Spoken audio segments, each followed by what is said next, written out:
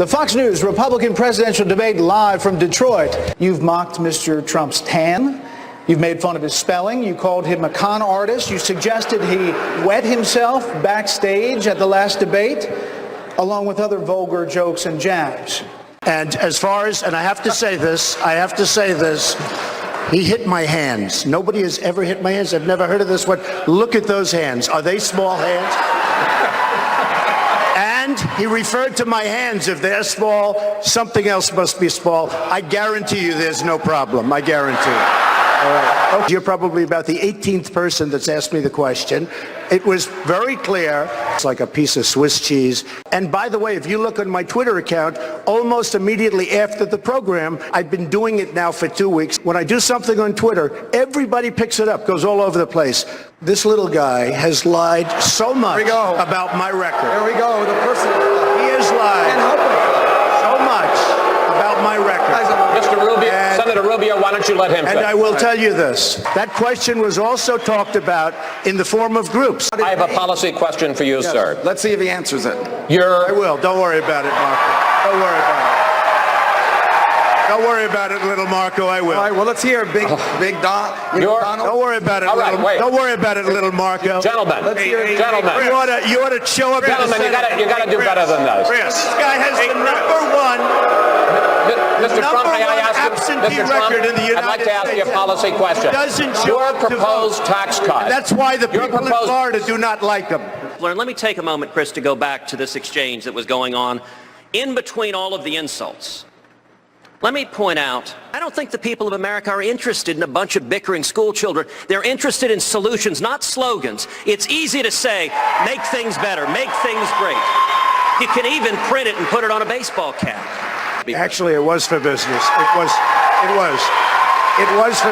I pride myself, including outside of the United States. I'm doing almost 120 deals outside of the, which I hope to be able to stop very soon and let my children handle it. But we're doing many, many deals outside of the United States. I support politicians. Let me tell you something, Ted. The last person that Hillary Clinton wants to face is Donald Trump. That I can. All right. Let's move on. And with all due respect, we have questions. We have questions. That I can tell you. No. Hold on. We can do more of this later. So, Mr. Trump. Hi. Hello. How you doing? Nice to be with you, Megan. Great to have you here. You're looking well. You're looking well. As are you. One of the things people love about you is they believe you tell it like it is. But time and time again in this campaign, you have actually told the voters one thing only to reverse yourself within weeks or even sometimes days. But did you tell them specifically that you are flexible? You have to be able to have some flexibility. There always has to be some, tug and pull and deal, and you have to be flexible. How flexible are you? I'm changing. Difference between flexibility and telling people whatever you think you need to say to get them to do what you want them to do.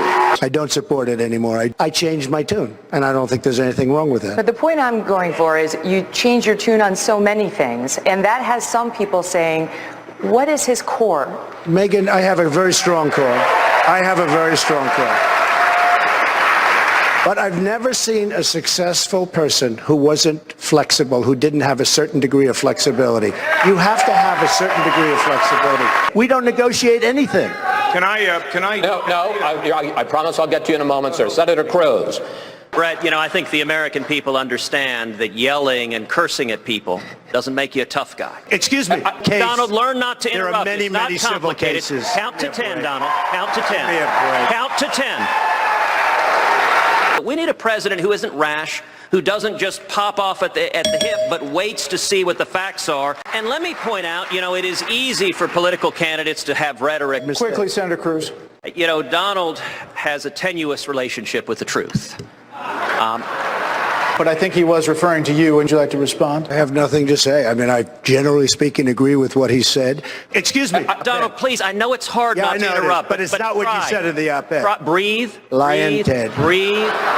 You can do it. You can breathe. I know it's hard. But just... When they're done with the yoga, can I answer a question? You cannot. I really hope that we don't see yoga on this stage. Well, he's very flexible, so you never know. Brett. But hold on a second here with everything else.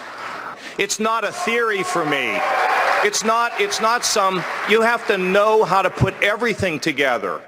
The fact is, cool, calm, deliberate, effective, take care of the job. You have a club in Palm Beach, Florida called the Mar-a-Lago Club. It's a very, very successful club. It has a very short season. It's called The Season. And it goes from November till March.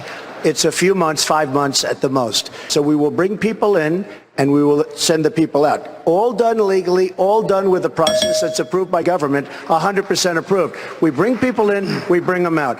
If I say do it, they're going to do it. That's what leadership is all about. They won't refuse. They're not going to refuse me, believe me. But they're illegal. Let me just tell you. But we bring people in, we bring them out, and other hotels in that very, very hot area. It is a very hot area. It is very, very hard to get people. But other hotels do the exact same thing. And just so you understand, just again, this is a legal process. This is a procedure. It's part of the law. I take advantage of that. There's nothing wrong with it. We have no choice. I'm not playing for anybody's fantasy. First of all, just to be clear, Brett, it's very interesting to note, I think it's for the good of the record here, that they took a survey of Foreign Policy magazine, 700 foreign policy experts. Who would be the best person to conduct foreign policy of all the candidates in the race? I received 55% of the vote. Jeb Bush received 30% of the vote, and everybody else, none of them made double digits. Jeb is a mess.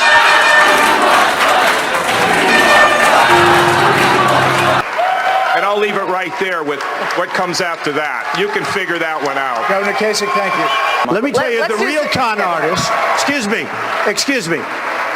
The real con artist is Senator Marco Rubio. Now, the people of Florida can't stand him. He couldn't get elected dog catcher. The people in Florida wouldn't elect him dog catcher. Megan, let me just ask the voters at home, is this the debate you want playing out in the general election? Do you want to weigh in? Look, honestly, let's stop fighting. Governor, thank you. Gentlemen, thank you. Senator Rubio, you like to take a shot at Mr. Trump on the campaign trail. The other day, you even compared him to Kim Jong-un, the North Korean leader, as lunatics trying to get a hold of nuclear weapons. Please tell Mr. Trump why he's unprepared to be commander-in-chief. Well, first of all, I think as we've seen throughout this campaign, Donald has not shown a seriousness about the issues of foreign policy. Mr. Trump, your response. Well, let me just say this. I've gotten to know Marco over a period of time. Believe me, he is not a leader. Believe me. But that doesn't answer the question. He didn't interrupt you, let him talk. Is not a leader. And frankly, when I say they'll do as I tell them, they'll do as I tell them. And it's very simple. It's very simple. Mr. Trump, your time is up. Yeah, I just want a couple points. Here's the bottom line, and I'm going to repeat it again. You indeed do have a lunatic in North Korea with nuclear weapons, who you've expressed admiration for. Wrong. Donald. Well, you've expressed admiration. Wrong. I know Someone you see as a strong leader. Wrong. Is now dividing Europe up. He said very good things about me, and I said that's wonderful. I'm going to finish my statement here. You have yet to answer a single serious question about any of this. Let me just tell you, first of all, I will prove to be a great leader. I'd like to move on to Senator Cruz. We need to be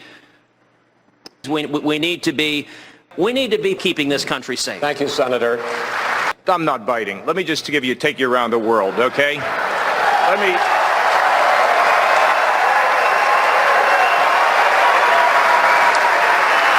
Look, I'm going to take you very quickly. That's sort of a semi-trip around the world, and if you gave me more time, I'd finish the trip. Let's get back at it. Gentlemen, this is the last question of the night. Governor Kasich, yes or no, would you support Donald Trump as the Republican nominee? Yeah, and I kind of think that before it's all said and done, I'll be the nominee. But let me also say,